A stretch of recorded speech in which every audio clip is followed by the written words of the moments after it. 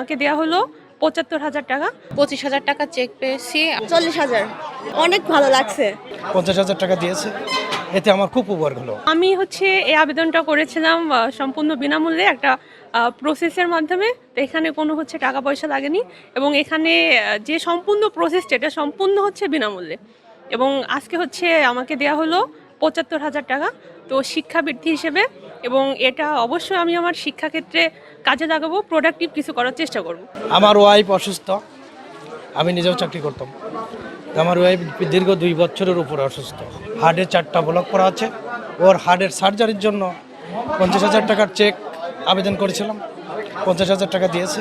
২৫,০০০ টাকা চেক পেয়েছি। আমার বাবা অসুস্থ ছিল, যখন মোটর শ্রমিকের সদস্য ছিল সে সময় আবেদন করছিলাম। বাবা মারা যাওয়ার পরে নমিনি আমি ছিলাম বিধায় আমার নামে চেকটা হয়েছে।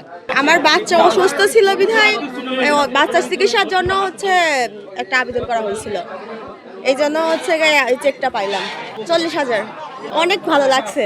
আমার দাদু প্যারালাইসিস রোগী, তার জন্য ৪০,০০০ টাকা পেয়েছি, তাকে চিকিৎসা করা। আমি অনেক আমার বাড়িওয়ালা থামাসামি নিয়ে একজন বাড়ির উপরে যা বললি যে এরকম সরকারের একটা অনুদান আসতেছে, তোমরা এটা আবেদন করলে পরে কিছু টাকা পাওয়া যাবে। এই জন্য আমার বাড়িওয়ালার নামে আবেদন করছিলাম। বাড়িওয়ালার ভোটার আইডি কার্ড ঠিক ছিল না, সেজন্য আমার নামে করা হয়েছিল। 200-র বেশি সার্ভিস ও ফিচারে লেনদেনের সব বিকাশ অ্যাপে সম্ভব। মূলত আমরা এই উপবৃত্তির টাকা নিতে আসছিলাম। উপবৃত্তির টাকা পেয়ে আমরা অনেক খুশি। যাতে ভবিষ্যতে আরও এরকম সরকার উদ্যোগ নিয়ে আরও বেশি বেশি করে প্রদান করে, যাতে সহযোগিতা ফিরে আরও অনেক লেভেলে উঠতে পারে, এটাই আশা করি। আজকে আমরা ৭৫,০০০ টাকা পেয়েছি।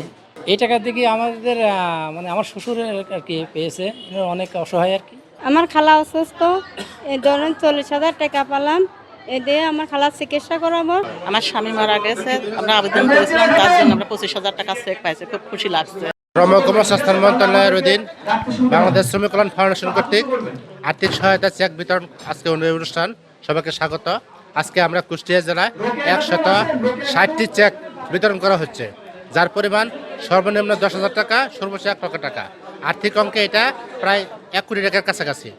আমি নিজেও নতুন আসছি, তো এইটা আমরা মাথায় নিলাম ওনাদের জন্য আলাদা কিছু করা যায় কিনা, যেহেতু অন্য কোনো কর্মসংস্থানের ব্যবস্থা করা যায় বা ট্রেনিংয়ের আয়োজন করা যায় কিনা, যেহেতু আমাদের যুব উন্নয়ন আছে, কম্বাইনভাবে কিছু করা যায় কিনা, এরকম একটা প্ল্যান আমরা নিতে পারি কিনা একটু আমরা মাথায় নিতে পারি। তো আপনারা অনেকক্ষণ ধরে ওয়েট করতেছেন আর অনেক কষ্ট করে দূর থেকে আসছেন, আপনাদের জন্য সবসময় আমাদের শুভকামনা রইল। আমরা খুবই আনন্দিত যে এরকম একটি সংবাদ আমি আজকে পেলাম এবং এরকম একটি অনুষ্ঠানে অংশগ্রহণ করতে পেরেছি, এজন্য খুব ভালো লাগছে। উনি আজকে আমার অফিসে গিয়েছিলেন, বলেন যে স্যার আমাদের এরকম একটা ইস্যু আছে, আপনি একটু আমন্ত্রিত, আপনি একটু যাবেন। তো আমার সাথে সাথে খুব আগ্রহবোধ হলো যে আসলে সরকার যে আমাদের কত রকমভাবে সহযোগিতা করছে এবং রাষ্ট্র কাঠামো যে আসলে একটা কল্যাণ রাষ্ট্রের যে সকল ইস্যু থাকে এবং কল্যাণ রাষ্ট্র যেভাবে গড়ে ওঠে, তার যে কাঠামোগত জায়গায় এরকম একটি বিবেচনা আছে যে আমাদের শ্রমিক ভাইদের তাদের বিপদে আপদে অসুখে বিসুখে কিছু সরকারি সহযোগিতা এবং সরকারিভাবে কিছু সহযোগিতার আয়োজন করা, এটা শুনে আমার খুব ভালো লেগেছে।